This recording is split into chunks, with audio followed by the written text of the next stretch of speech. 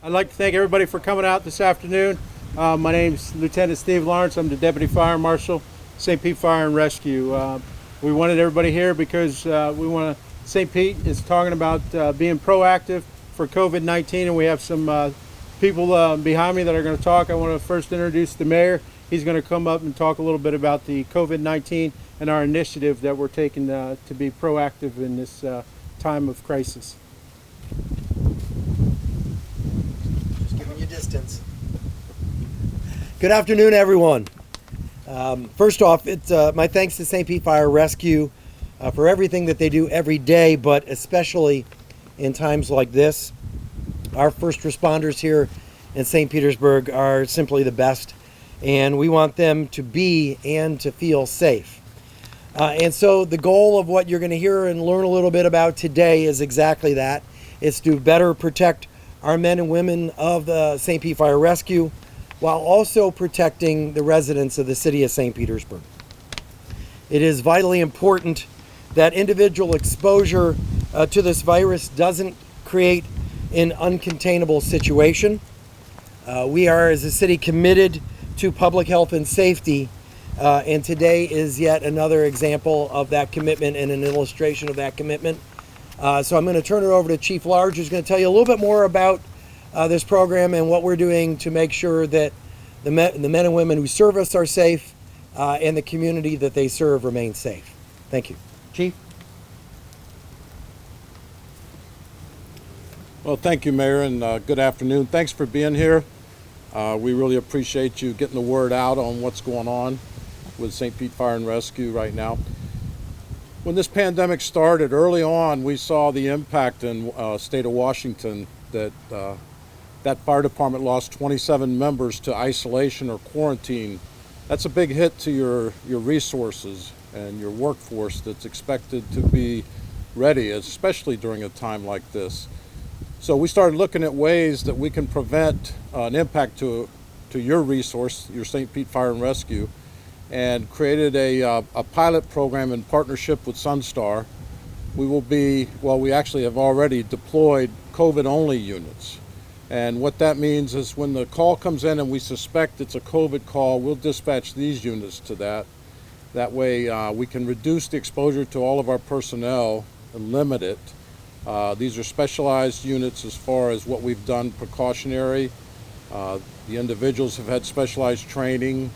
And again, the hope of this program is to reduce exposure to unnecessary COVID calls, if you will. They're all necessary, but what I mean is unnecessary numbers of exposure to the COVID calls.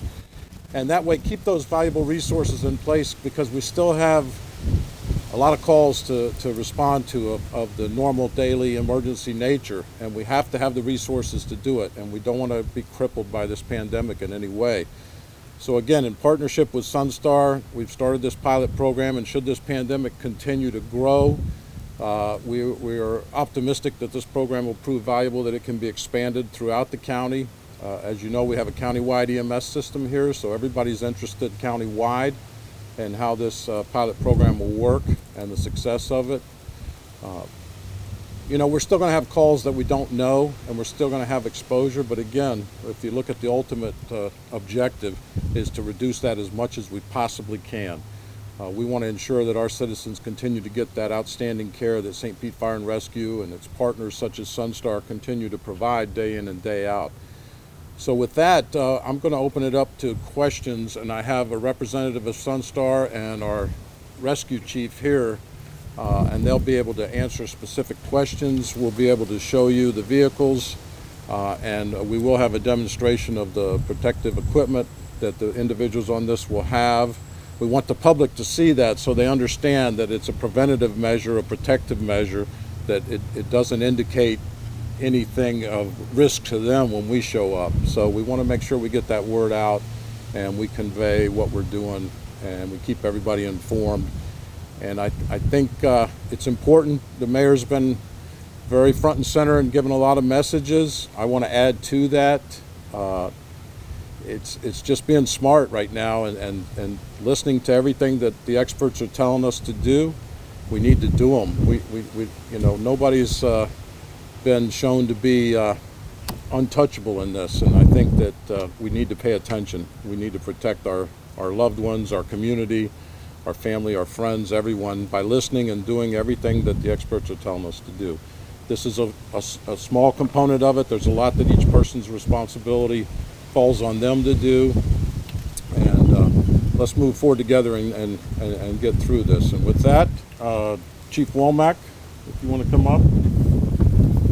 We'll go with one at a time for keeping our distancing. Thanks, Chief. So can I answer any specific questions that you guys might have? How difficult or easy is it to determine if a call is in fact definitely COVID-19? And how many of those types of calls have your guys already been dealing with, if any? Okay, so that's a tremendous challenge, especially to identify that on the first time. And because this situation is constantly evolving, we're learning as we deploy. That's something we're constantly modifying. So a lot of work has been done through the Pinellas County 911 Dispatch Center in coordination with the Medical Director's Office to prescribe the appropriate questions to call that best enable us to identify calls that have that level of risk. We were initially trying to drill down to what the CDC gave us as screening guidance for travel history and contact history. We have gone more granular in that now and implementing new protocols that simply just identify when it's appropriate for us to use respiratory isolation precautions. We've simplified the notes in the CAD system now, and that note comes over, and that's what alerts our people, one, to take that precaution that we'll demonstrate to you here in a little bit, as well as to know that we need to send a COVID-related truck to that type of call. We continue to see the incidence of that rise daily, so we're probably in the average of 18 to 20 respiratory isolation precaution calls a day at this point.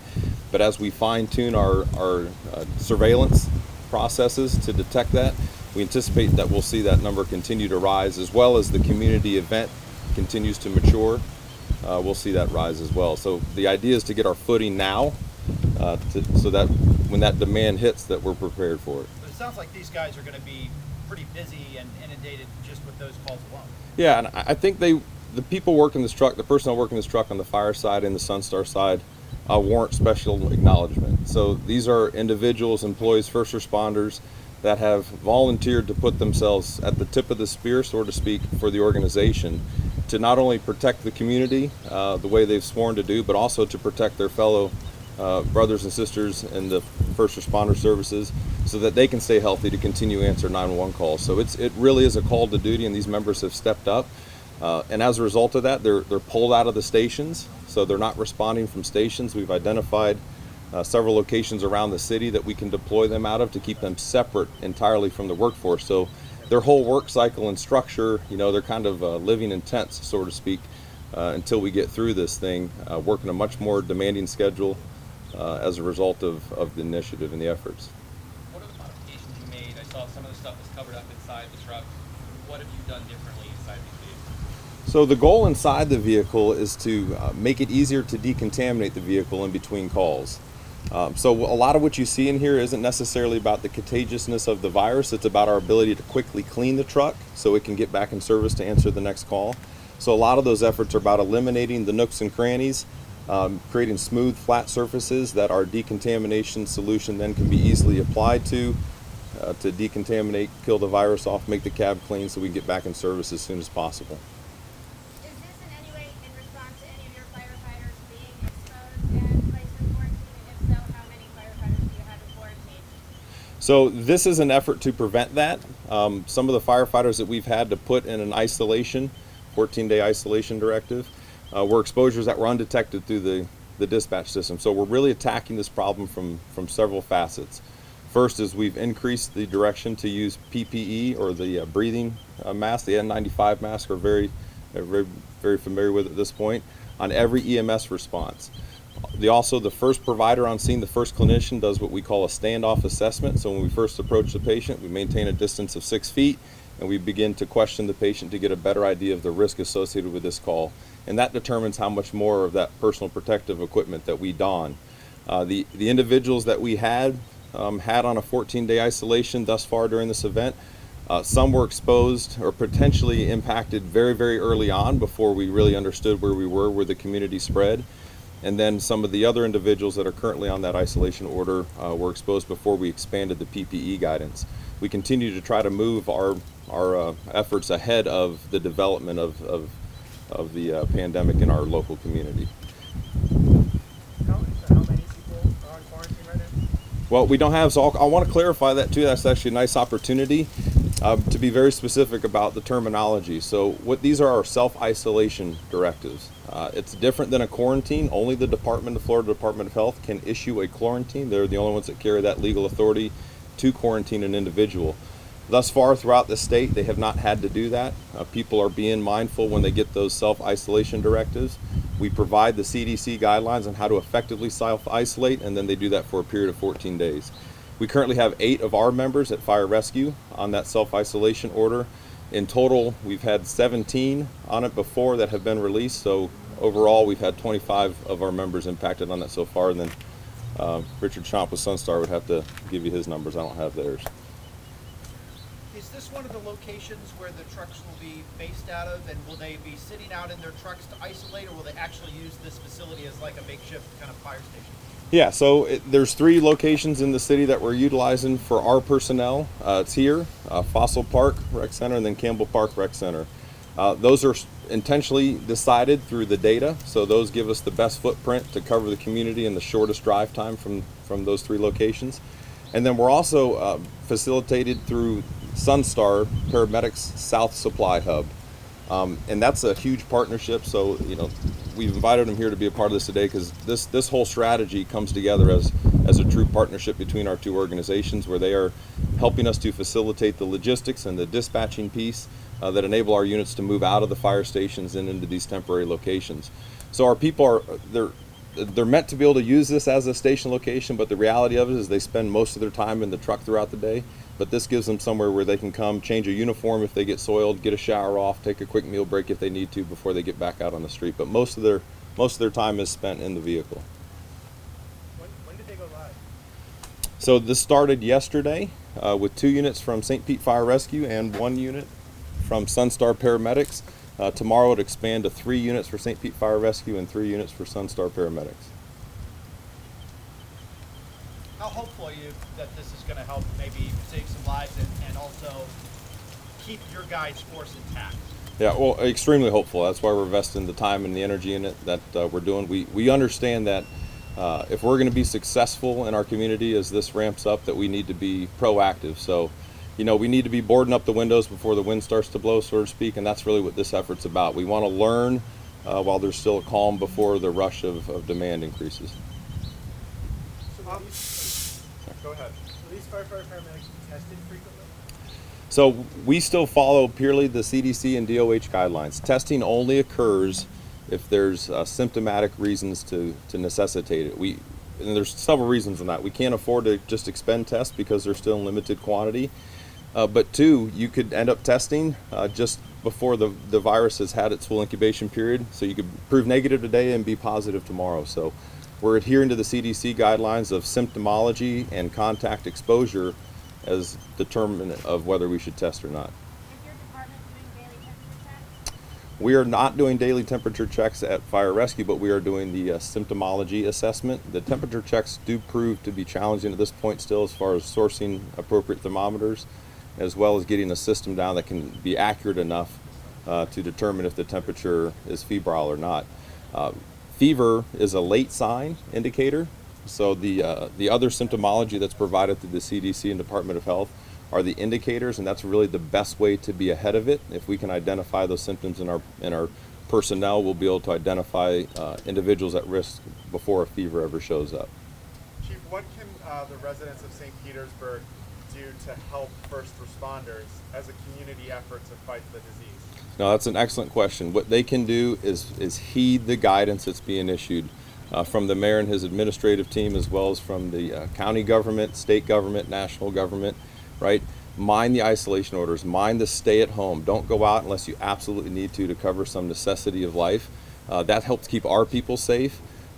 Just heeding the stay at home orders, our call volume, our daily call volume has gone down some ahead of this, which has allowed us time to get these types of systems set up. So the best thing the community can do to keep us safe is mind the same guidance they would have to keep themselves safe. Stay at home as much as possible, practice good social distancing, and the direction that you're getting from your local authorities. Chief, will these firefighters, will they be living here, or will they go home to their families? How does that work? Yeah, so it's a 12-hour unit, so they come on at 8 o'clock in the morning, they turn off at 8 o'clock at night. Once we've gotten the cycle and the system down and that daily shift is working good, we'll look at expanding to a night shift, so we're protecting that exposure risk to the larger system 24 hours a day, 7 days a week.